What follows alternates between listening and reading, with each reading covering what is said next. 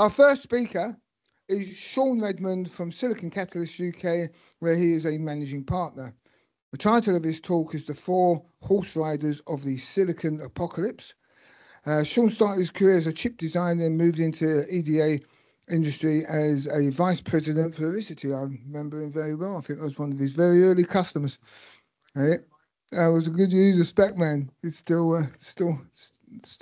being used by a few people, I understand. And then obviously Verisity was acquired by Cadence, and then Sean moved to ARC. He has helped shape UK government policy since 2017 and was instrumental in the creation of a UK semiconductor strategy as the managing partner of Silicon Catalyst in Europe, a semiconductor startup incubator and accelerator, which we're going to hear more of now. And I'm a mentor for them as well. It's a very good organisation. In 2023, Sean was awarded the Techworks Contribution to Industry Award. Over to Sean. Thank you.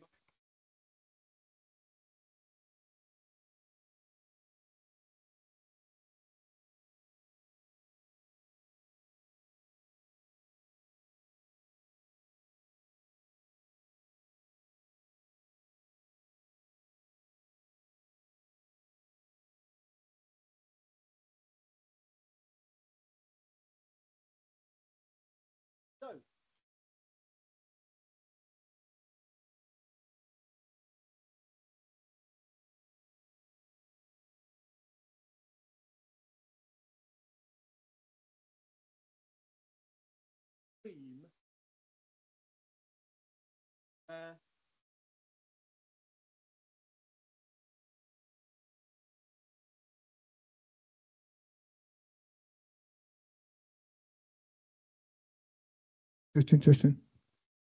Sorry, everybody.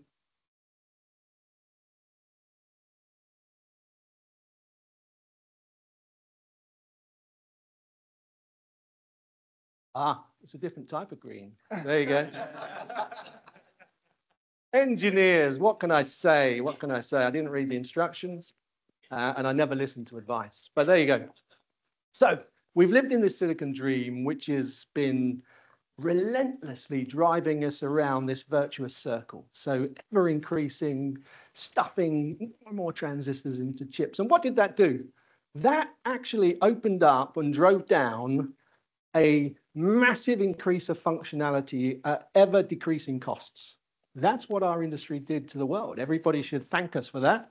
Anybody that came into this industry after university and have been in it for as long as I have certainly needs thanks, because we can barely stand up now. But the fundamental thing that did was it drove the opportunity to create more and more applications. And we are now all pervasive in the semiconductor industry. And you see this up and to the right growth of the semiconductor industry. We worked around this virtuous circle relentlessly and almost guaranteed to deliver every single year what the industry needed to produce these applications. But where are we now? So when you look at the cost of design, it will make your eyes bleed. As we go to 1 nanometer, it's going to go above $1 billion for a chip project. That is phenomenal costs. And our industry is completely fundamentally defined by that, by the cost of failure. It will keep you awake at night, right? Way back when I was taping chips out, you know, it was only a few $100,000 cost of failure, but it still kept us awake at night. But this, you absolutely have to get it right. You don't get another chance. And that cost of failure, how many EDA players in the audience here? How many EDA salespeople in the audience? You go ka-ching, ka-ching, ka-ching, because cost of failure is driving an industry which is, you know, this is 4 times growth over 10 years. From 2020 to 2030, the EDA industry is throwing off cash like it's never done before. I used to run Cadence in Europe. I regret leaving. Hannes? Keep taking the money and smiling. Anyway, who are the 4 horse riders? The 4 horse riders have come into our industry way, way before anybody really woke up to this fact. And they've created a massive disruption. And we're going to that disruption. But fundamentally, you all know these four-horse riders intimately. There is no more single CPU performance to be had. You can't get it. For the next 10 years of the silicon CMOS roadmap, you're going to get 3% performance improvement per year. It's in the noise. It doesn't matter. The memory problem is fundamental. So DRAM, but SRAM on your chips, it stops scaling at 16 nanometers probably. You might get a little bit of improvement going down, but it is not scaling any further. And so you've got this 10% improvement. You've got Intel CPU density, all the scaling going down costs significantly more to give you significantly less. So what Moore's law giveth, it actually taketh away. And you've got this power problem, the likes of which you've never had to deal with before. So all these challenges for you chip design, chip verification people out there. Those are the four horse riders that have changed our industry. And what did it do? It did this. They spotted these people who are the professional selectors of those that win the venture capital community.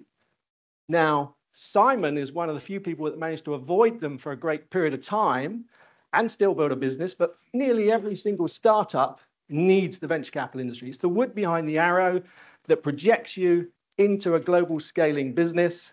And the semiconductor venture capital investors left our industry in 2013 and never came back. We used to get 8% of venture capital, total venture capital investment into our industry, and it fell to 1% and never recovered. Why is that? Cost of failure. It also is driven by the fact that those with the wisdom, the analysts of the industry, called out in around about 2013, 14, 15, that this industry was a maturing industry. It had dwindling exits. When there aren't exits, venture capital industry is not going to invest. They need the exits to liquidate.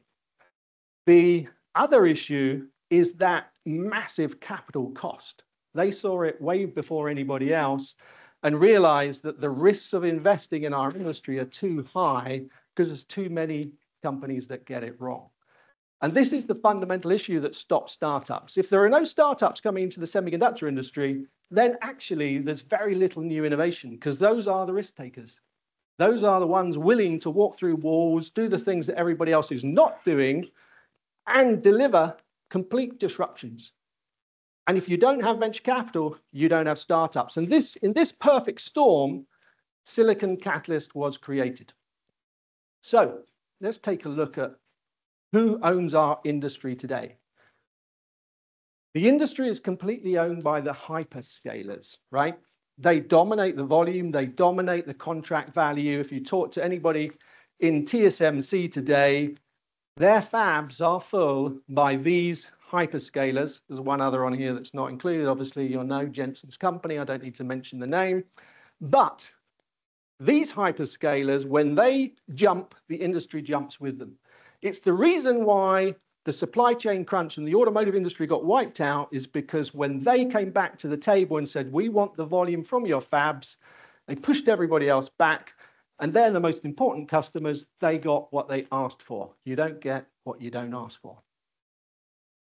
And they're not bad at chip design because they've all become chip design companies. Wonderful hyperscalers as semiconductor companies. The best one that we see in the Valley today, Meta and their MTIA, are really moving at scale to look to try and reduce the dependency on NVIDIA. So the AI processing architectures coming out of these teams is phenomenal. The amount of money they're spending on design is phenomenal, but the amount of money they're spending on NVIDIA is more. Meta alone this year in 2025 will spend $30 billion with NVIDIA. Quite phenomenal, right? Now, how much money is going into this dream of AI? We're all dreaming, we're all got the AI fever. You're going to hear more about AI-driven design after me. But this AI fever, it's a gold rush. We are completely and utterly transfixed on this. There's $1 trillion through to the end of 25 invested in companies' technology assets, the infrastructure. And where is that investment going today, right? Look at this map here. Let's just step through it because there's a couple of blue dots in there, and that's Europe. Can you see it? It's almost invisible. It's massive investment in the US, phenomenal scale of investment into AI. China clearly is running like a gazelle to stay ahead of the game, but where is Europe? You know, UK, we're still part of Europe as a geography. Come on, this is what should keep you awake at night. And this is what you need to address in this room, because if you go back and you look at this AI fever that's driving the industry, the venture capital community is just looking for AI investments everywhere, like no before. They want to invest in anything with AI in the sentence of the value proposition of a company.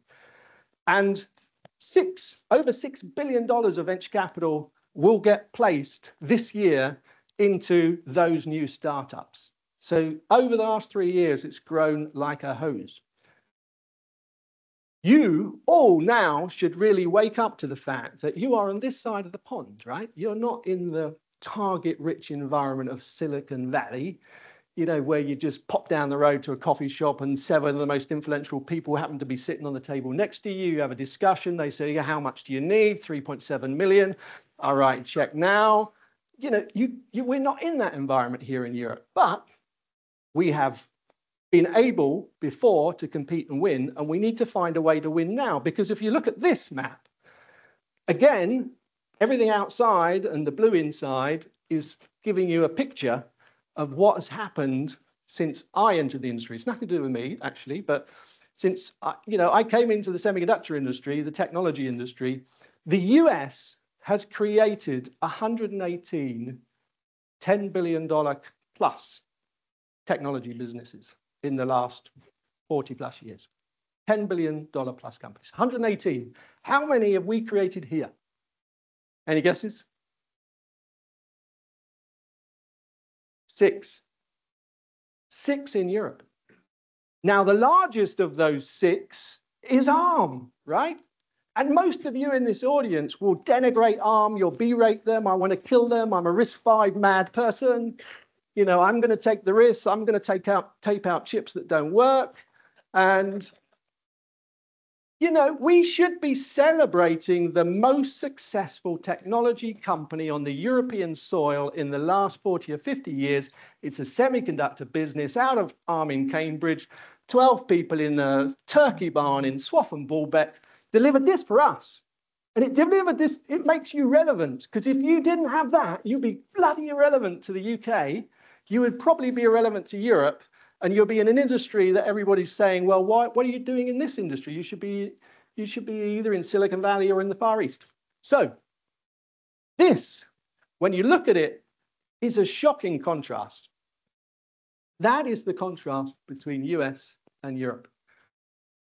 You need to do something about that, right? I'm at the end of my career. I'm going to go and make wine in France. So, you know, but you people have to do something about this, because if it stays like this, we are done for in Europe, because technology dictates everything. It drives every economy today, underwrites all wealth creation, and economically, our industry is the most important industry in the world. China woke up to that a long, long time ago. They import more in value of semiconductors than they do oil.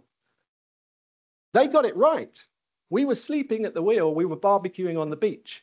Now you need to do the work, and now you need to compete and win and build the next generation of companies.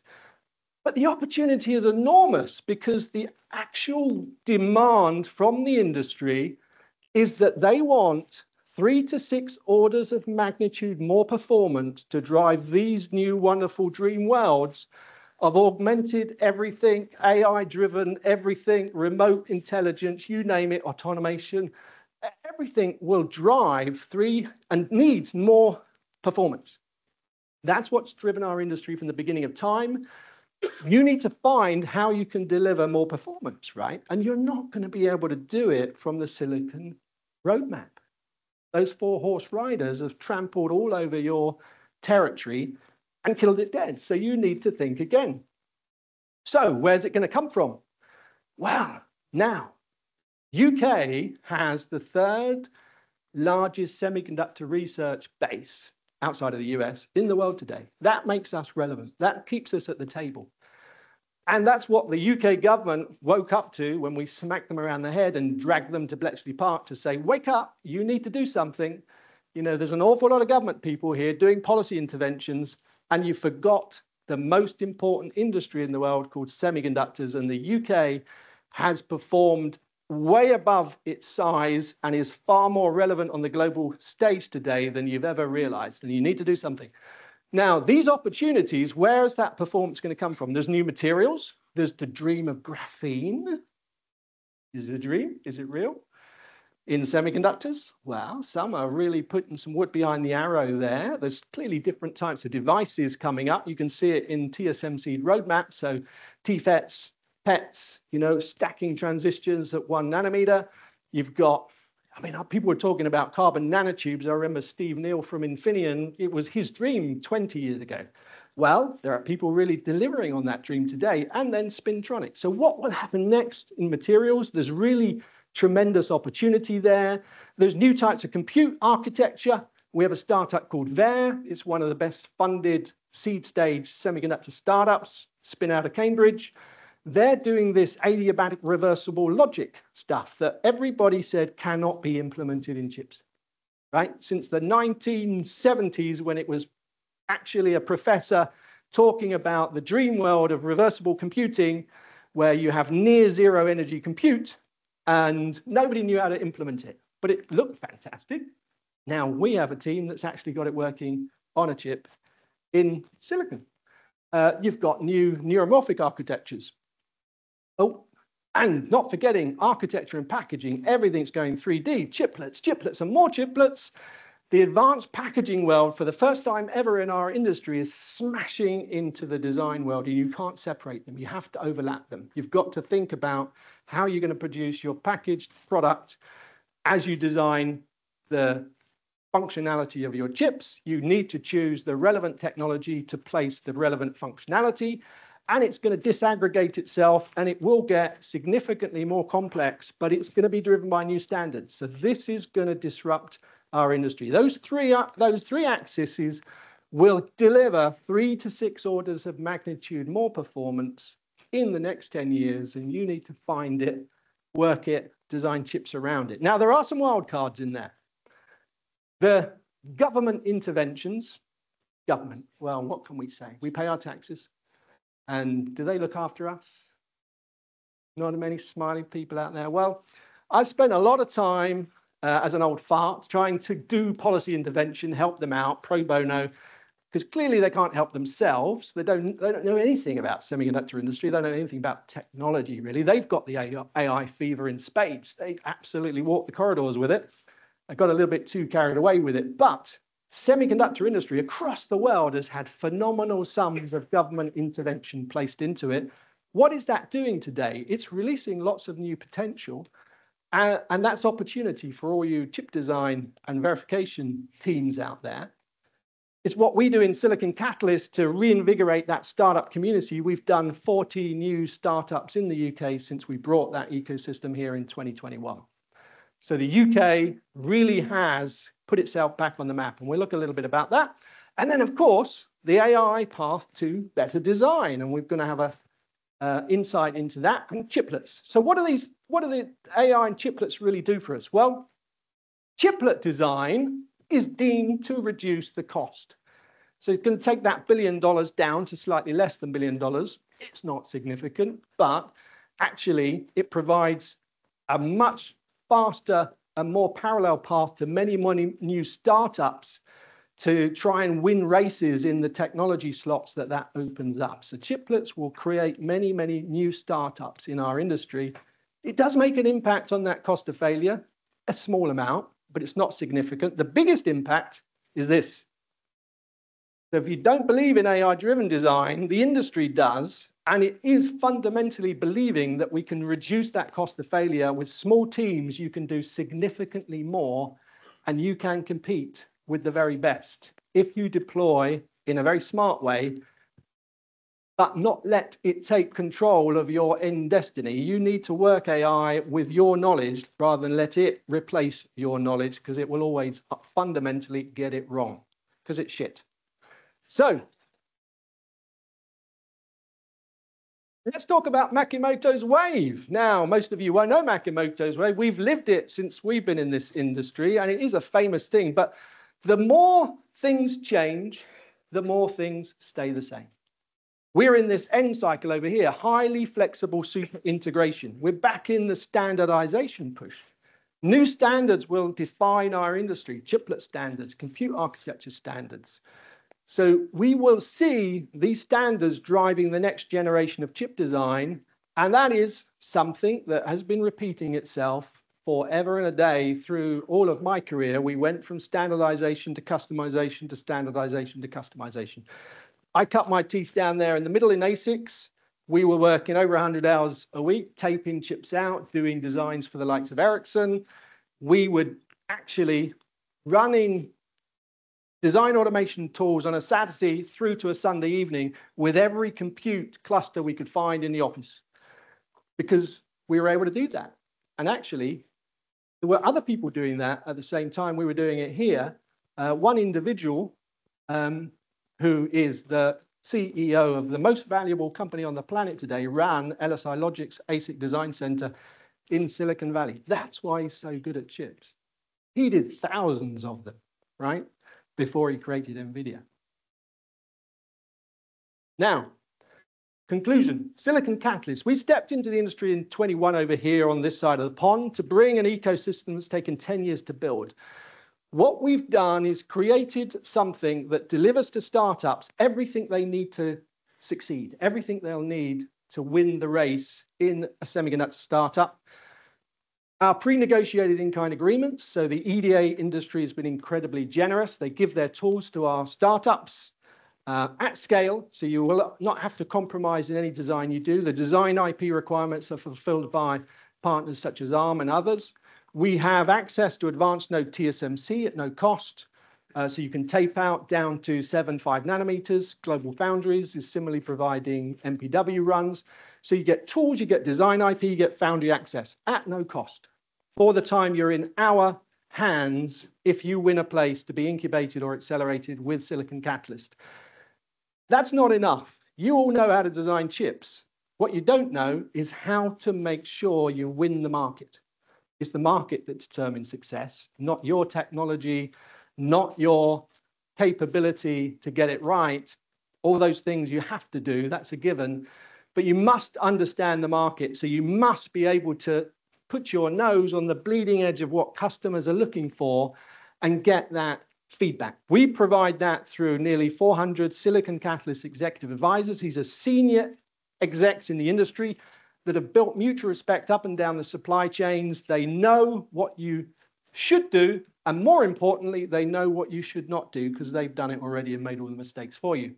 So by learning, they can share that knowledge with you as startup founders and make sure you make very, very good decisions, because one single bad decision will kill you. I know that because I got killed in my startup by making one single bad decision. You need to make really good decisions. You need to move at pace, and you need to be able to execute as you go down that path. And you will need teaching customers, and that's where our strategic partners come into play. The big semiconductor corporates are willing to partner with smaller companies, put you on their platform, take you to their customers, and give you access to industrial and consumer scale volume markets. The most important segment on this slide is the investment community. They are the professionals that pick the winners in our industry, and they will do it at scale. And what we did to try and solve UK's problem, because in 2021, when we tried to bring up Silicon Catalyst here in our commercial 2-year program, the commercial program, we take equity in companies and the companies pay a service fee to access what we do. They've got investment already. They're using that investment to access significantly more. And we recognized there were way more early stage companies not getting through the gates with us in Silicon Catalyst. And actually in 21, the UK had fallen to 6th behind Switzerland in terms of the number of new semiconductor startups being created here, right? Switzerland, for goodness sake. It's fantastic at chocolate. You want to go skiing there, but should they be better than the UK at chip design and producing new startups? Absolutely not. So we set ourselves the challenge to go into the corridors of government and persuade them to come to the table and help early stage companies. And I can tell you it wasn't easy. They don't even provide you with free tea or coffee there anymore. So you have to take your own Greggs in if you want something to eat. But we managed to find the right people and we convinced them to fund us to do early stage incubation. The ChipStart UK program is now in its third cohort. The first two cohorts of over 20 companies have raised over $40 million of venture capital investment with our help. The first cohort, 9 of the 11 closed VC funding. The other 2 of the 11 are still pretty close to getting their term sheets inked with a signature. So this program works. If you've got an idea, you want to apply to us at early stage, click on our siliconcatalyst.eu website, put your stuff into the application, and we'd be delighted to help you. Thank you. Perfect. Anytime. Well, we invite Sean because of his experience and expertise and across the whole of our industry, and hopefully you can see how much he knows. And I do remember, I think it was 2000, sat in your car on the way to Heathrow being sold Spec-Man quite aggressively. But it was good. It all worked out very well. And that was a fantastic talk. 2 things I'll pick you up on. I went to the Silicon Catalyst on Friday in ARM because I'm a mentor. Saw the next cohort, very, very impressive. But it's a fantastic organization if you've got a startup. Access to TSMC, access to ARM IP, access to Cadence, Synopsys, Siemens, EDA. It's fantastic. And I've invested in two Silicon Catalyst companies, or one at the moment. The second one is due. Okay, and quick note on Switzerland, because I can't let that go. Our next DV club is in Zurich, where we have a high attendance from a number of startups in Switzerland on RISC-V verification. So yeah, Switzerland, I think we do a little bit more than clocks and chocolate these days. Brilliant, thank you.